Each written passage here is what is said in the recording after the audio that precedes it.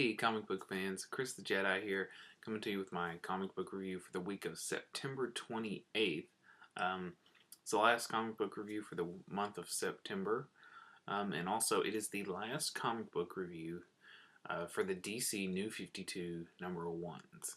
So everything is already out. I've gotten the books that I'm going to get, I've read the books I'm going to read, and so now I'm able to do a pretty good review for you guys. I want to thank everyone over at Arkham Comics. It's where I buy my comic books at, and they're just really awesome people.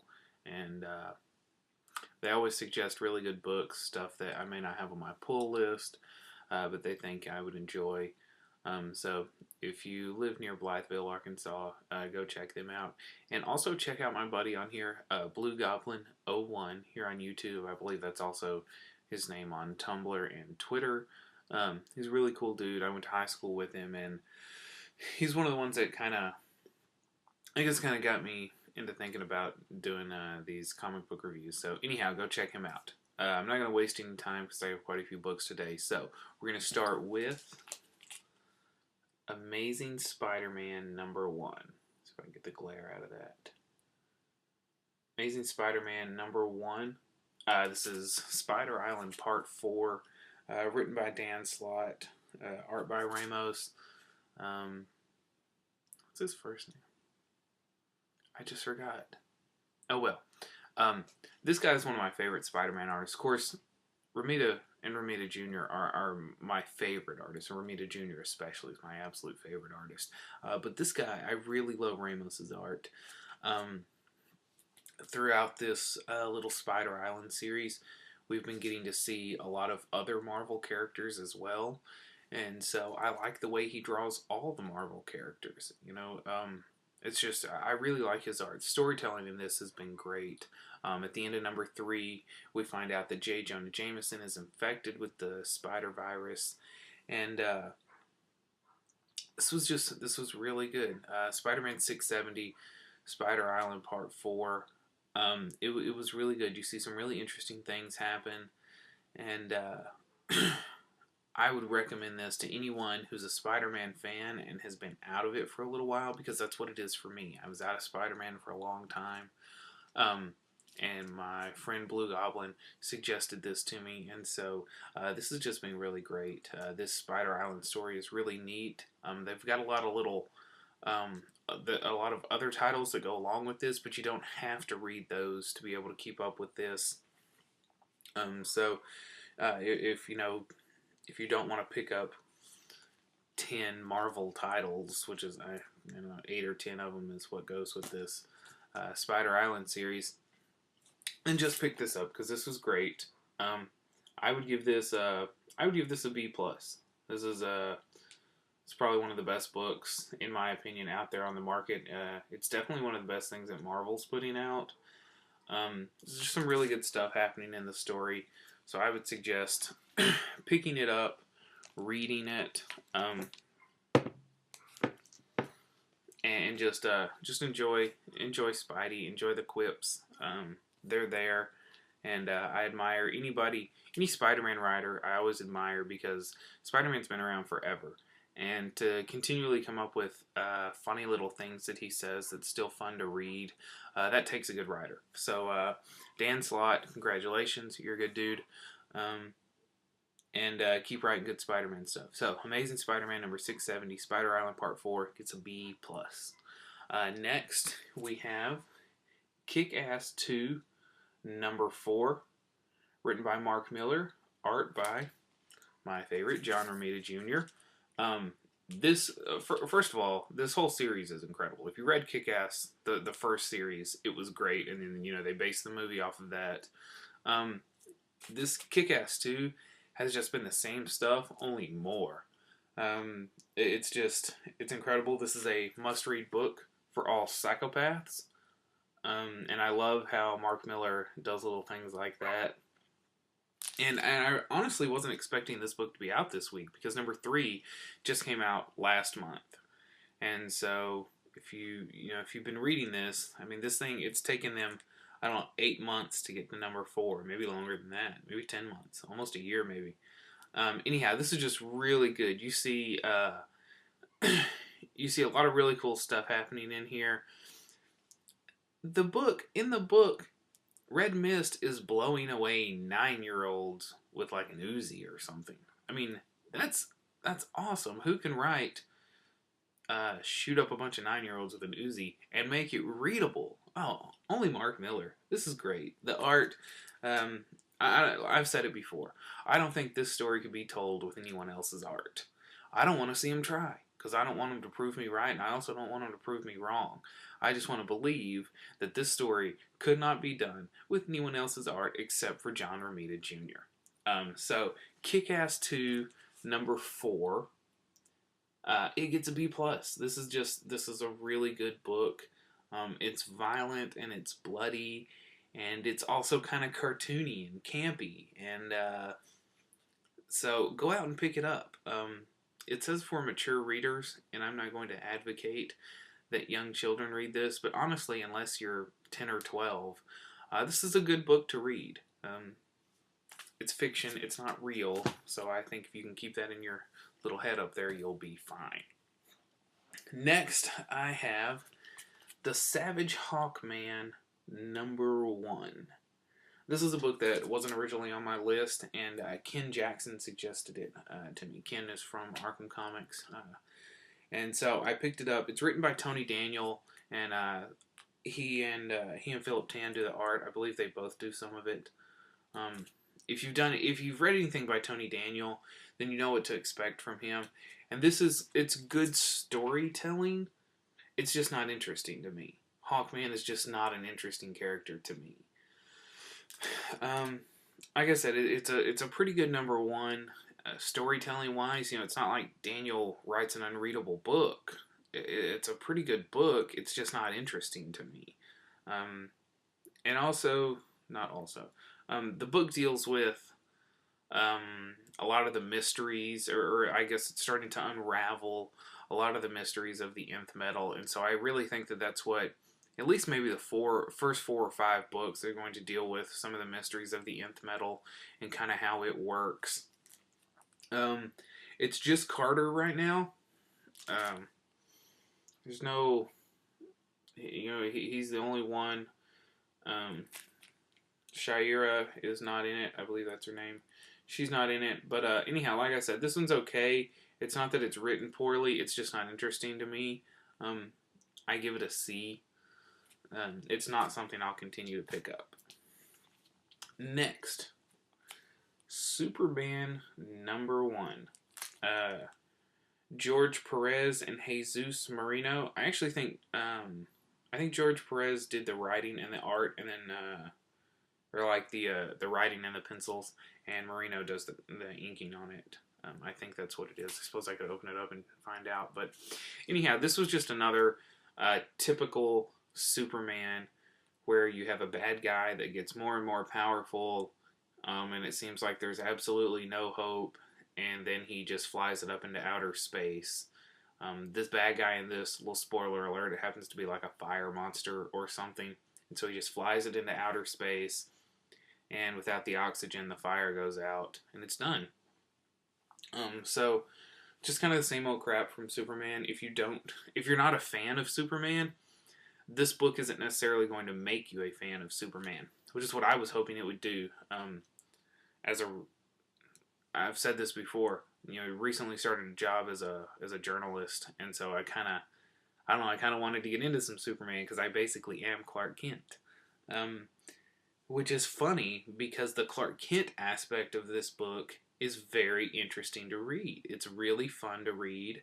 Now I will say the book was very dialogue heavy. Way too much for a Superman book. I don't know what Perez was thinking, really. I hope he doesn't continue to write like this, because that is just too much dialogue for a Superman book. It was insane. But it's...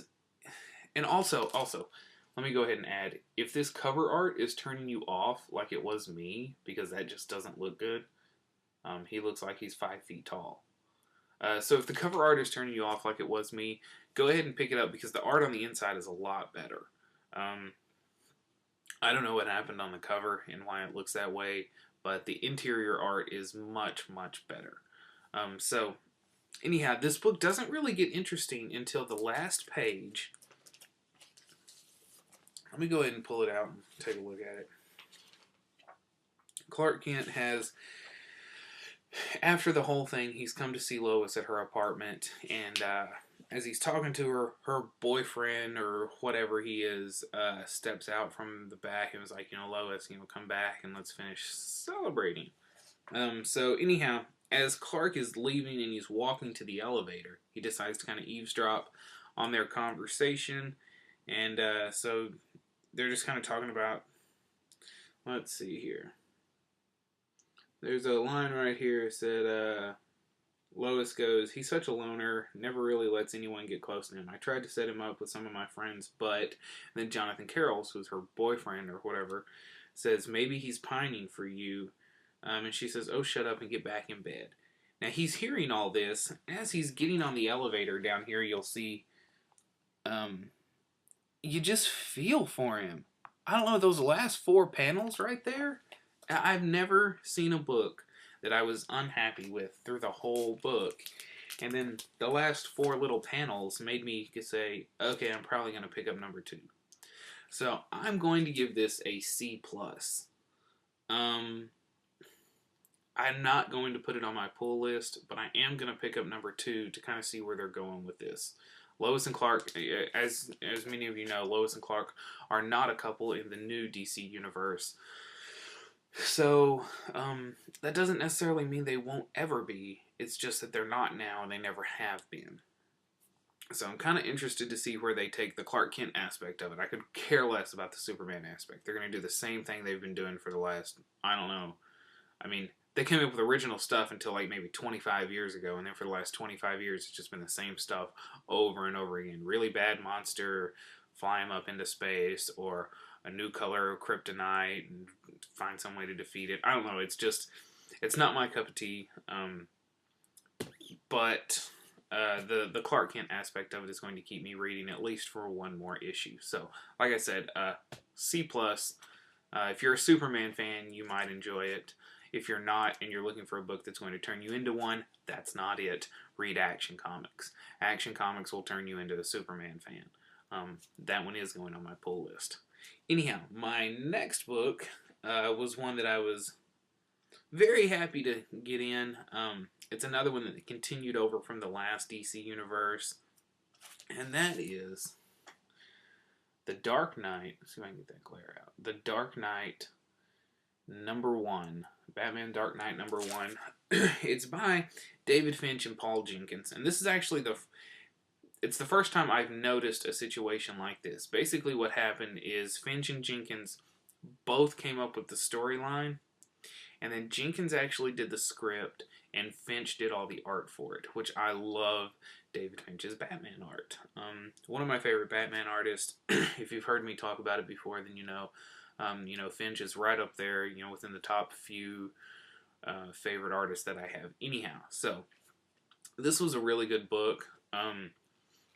Towards the end, there's like a breakout of maximum security in Arkham Asylum. I think they're at Arkham. Maybe they're not. I can't remember. I'm pretty sure they are. Anyhow, the breakout of the maximum security facility, and of course all the really bad guys are getting out and they're killing a lot of people. And then you get to like the very last page after Batman has made his way in, and I won't tell you who the villain is, but there's a villain that steps out from out of the shadows, and he's a classic Batman villain, and something has happened to him, and he's the size of an elephant. It's amazing. I'm really anxious to see where they're going to take that, because it's just really cool. So anyhow, Batman Dark Knight #1 gets a B. Like I said, it was just good storytelling. By the way, a B on my grading scale is really, really good. If you make a, I had a history professor tell me one time that if you make a B in my class, you're probably one of the smartest people to ever come through here. Because, he just has such a strict grading scale that a B is not a bad grade. A B is a really good grade. It means you're really smart. And so I have kind of a strict scale. A B, actually, I'm going to give this a B+. This was really good. And so B+ on Batman The Dark Knight #1 by Paul Jenkins and David Finch. Check it out.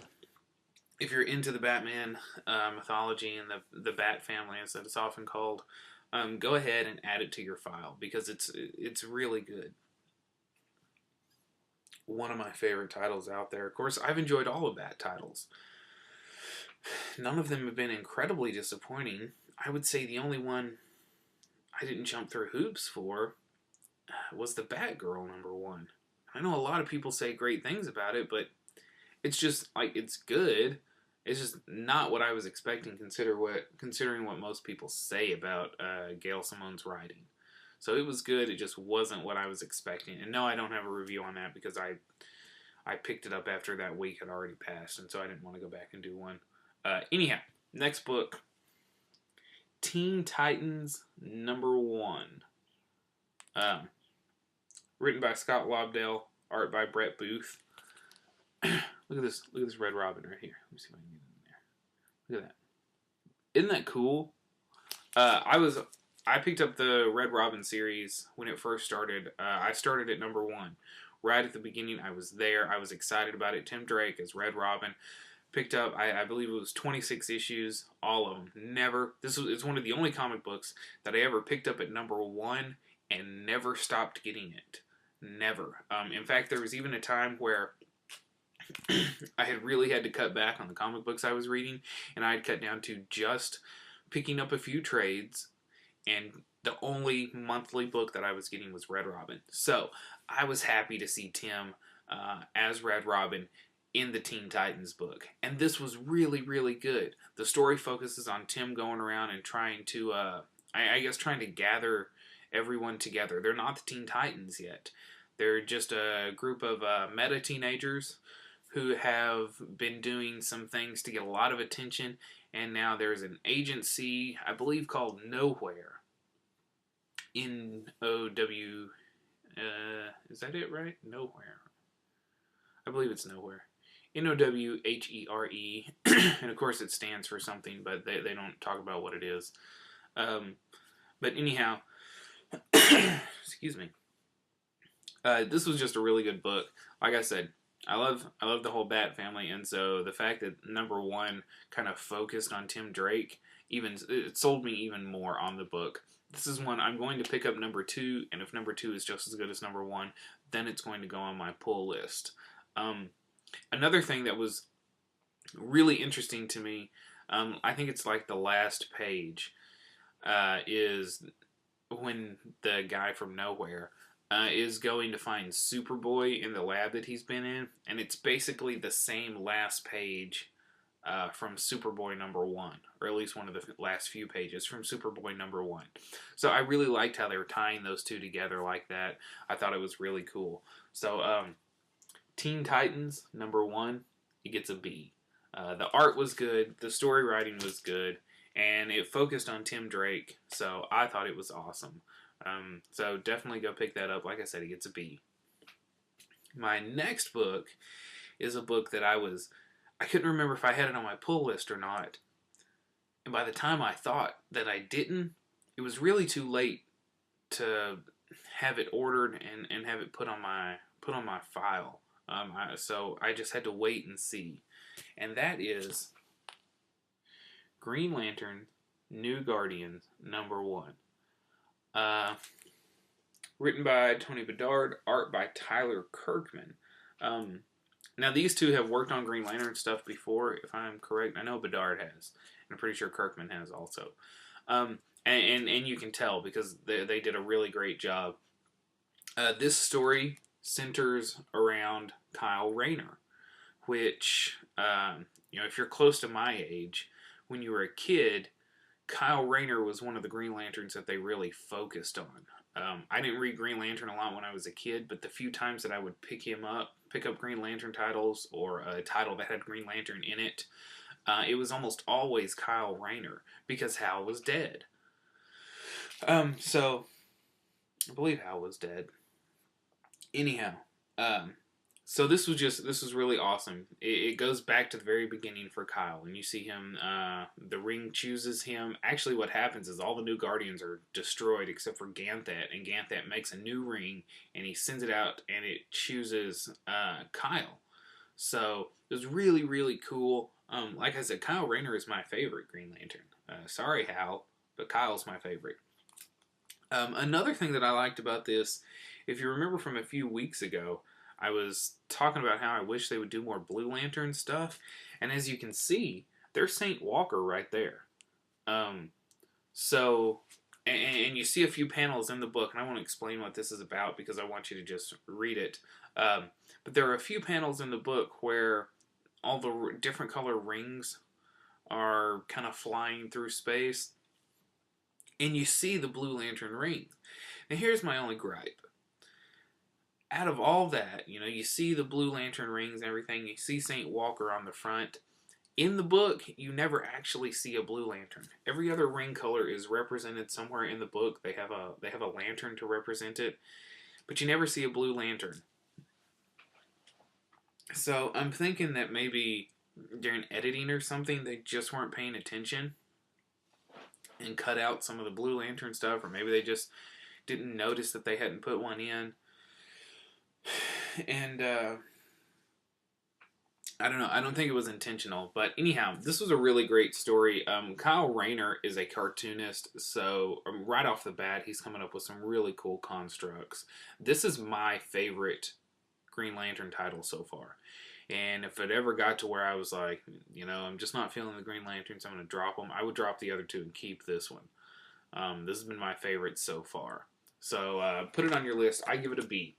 This gets a B. It's just good. It's not great. It's not. I mean, by no means it's not the best storytelling I've ever seen, but it's good. I enjoy it. I enjoy the characters that they use, and so I give it a B. So pick it up if you're into the Green Lanterns, and some of you may enjoy it more than the other two Green Lantern titles, which I feel are, you have the main Green Lantern title, and then you have Emerald Warriors, and I feel that the two of those are really kind of seen as the main Green Lantern books. But this one, in my opinion, is it's way better. Excuse me. Okay. Now, when it came down to pick of the week this week, I read my first book, the first book that I sat down and read at work, and I knew what my pick was going to be. However, after I got through the rest of my books, I had another book that was just right there with it. And so I decided to go ahead, since I'm giving both of these the same grade, and they're both a pretty high grade, I decided to go ahead and do two picks of the week. So my first pick of the week is Aquaman #1, written by Geoff Johns and art by Ivan Reyes, who I really enjoy Reyes' art. If you'll remember from whatever week it was when Green Lantern #1 came out, Reyes did the cover, but he didn't do the interior art. And I said, I wish Reyes had done the interior art. I just think he's a good artist. And he did not let me down with Aquaman. He did a really good job. This Aquaman story is a story that only Geoff Johns could tell. Nobody could tell it the way he does. I don't know, just kind of poking fun at who Aquaman is. There's a scene in there, or a couple of panels in there, where this guy is kind of just shooting a bunch of questions at Aquaman Aquaman's just trying to eat lunch, and this guy's shooting all these questions at him, and finally he goes, one more question, what does it feel like to see all the SNL skits, what does it feel like to be a punchline, what does it feel like to be a joke, what does it feel like to be no one's favorite superhero? Of course, Aquaman just gets up and he leaves. And that was just, if you want to talk about character connection, make a connection with a character. If you've ever been someone, if you've ever been the person who is not anyone's favorite, then you're going to connect with Aquaman. But by the way, for Aquaman, if you're watching my review, you are one of my favorites. And ever since Geoff Johns has been writing you, starting in like Blackest Night, you've really been climbing up the list of my favorites. So Aquaman, if you're watching this under the sea somewhere, then you're one of my favorites. Anyhow, this was just really great. Like I said, nobody could tell this story other than Geoff Johns. You guys all know, I think the dude walks on water. I don't think he does anything that's not good. I was a little disappointed in Green Lantern #1, but it wasn't that it wasn't good. I was just hoping for more. It's almost like he really laid low on that book. So anyhow, Aquaman #1 gets an A in my book. It was just a really good book. Excuse me. Some really cool art, and you see, I was not entirely aware of this, but apparently his little suit thing is bulletproof. So that's cool for all you people who say Aquaman sucks because, all he does is swim fast and talk to fish, which he doesn't really talk to fish, and he explains that in here, that you can't talk to fish because their brains are too small. Anyhow, for all you people who think Aquaman sucks because he doesn't have any real powers, you can suck it, because Aquaman is very cool. And if you're not reading Aquaman, go out right now, pick up Aquaman #1, and go ahead and add it to your pull list, because this was a great book. Now, to the book that, if it weren't for Aquaman being so great, this book would have hands down been my pick of the week.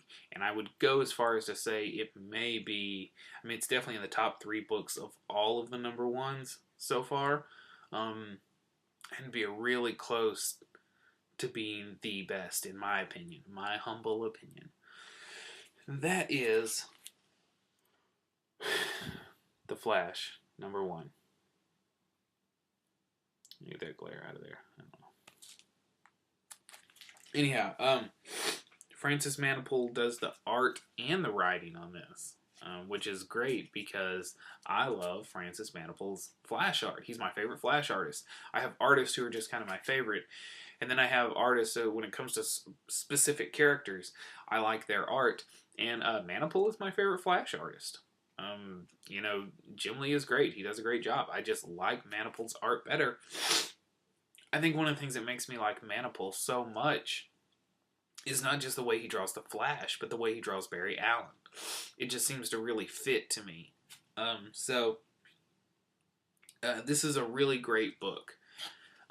As many of you probably already know, Barry and Iris are no longer together, but if you've been reading comic books for more than 3 or 4 days, then you know that doesn't mean they won't ever get back together. So they're not together, but that doesn't mean that they won't ever be together. They're just not together right now. Anyhow, this was really, really good. Some interesting things happened. And as my buddy Blue Goblin likes to say, there was a little bit of a dun-dun-dun at the end of it. Just kind of it was a little bit of a surprise. I was kind of reading and wondering what was happening, and it answered a few questions that happened in the beginning, like, oh, how could that have happened? Oh, I see. But then it opened up like an entire book of questions that Barry is going to have to go and answer now. So anyhow, The Flash #1, definitely pick this up. Flash is growing. Batman is my favorite. For those who didn't know, Batman is my favorite. The Flash is right there, like, on his heels, as being my favorite superhero. Actually, I say Batman. It's not Batman. It's Dick Grayson. Whoever Dick Grayson is at the time is my favorite. But the Bat family in general. Anyhow, The Flash is right there. Man, I've really been getting into The Flash. Ever since Geoff Johns started writing with the Rebirth stuff, I've really been getting into The Flash. So, anyhow, this gets an A. I don't know if a book will ever get an A+. And I don't know how many books will get an A. But this one got an A. So go out, pick it up. And everyone enjoy your weekend. Read plenty of comic books. Support your local comic book shop. Oh yeah, and I got something to show you. I went and bought a new pair of shoes at the mall. I know you guys have probably seen these online.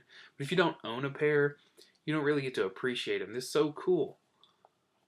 They're so colorful and vivid, and these are my new casual Friday shoes. On Fridays, when I go into the office, I always wear like a superhero t-shirt, and so now I wear a pair of Batman Converse to go along with it. Anyhow, thanks for stopping by.